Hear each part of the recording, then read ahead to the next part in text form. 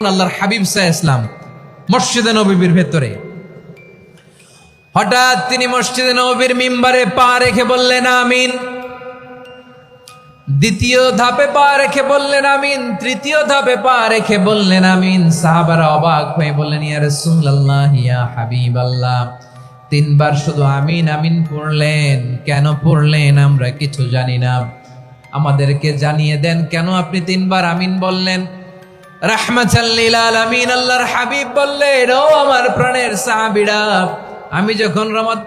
আমি যখন মসজিদে নববীর মিম্বারের প্রথম ধাপে পা রেখেছি, সাইয়েদনা জিবরিল এসে আমাকে বলেছে, ও নবী, আপনার নাম শুনে যে ব্যক্তি আপনার উপর দুরূদ পড়ে না তার ধ্বংস আপনি বলেন আমিন। আমি বলেছি আমিন।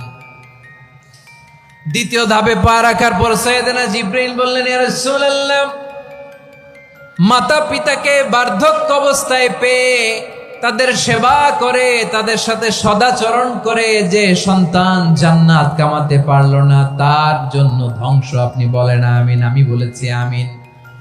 আবার মিম্বারের তৃতীয় ধাপে ঠিক যখনই আমি পা রাখলাম, সাইয়েদনা জিবরাইল বললেন, নবী, রমজান মাস পাওয়ার পরে এই মাসে ইবাদত করে যে ব্যক্তি নিজের গুনাহ মাফ করাতে পারলো না তার জন্য ধ্বংস আপনি আওয়াজ করে পড়েন আমিন। কত বড় ধমক, কত বড় ওয়ার্নিং দেখছেন, যে রমাদান পেয়েছে কিন্তু রমাদানের ইবাদত করার মধ্য দিয়ে সে নিজেকে জাহান্নাম থেকে মুক্ত বানাতে পারলো না, তার উপর আল্লাহ লানত, তার জন্য ধ্বংস। সাইয়েদনা জিবরাইল বলেছেন আমিন, স্বয়ং বিশ্বনবীও বলেছেন আমিন। আওয়াজ করে পড়েন নাউযুবিল্লাহ।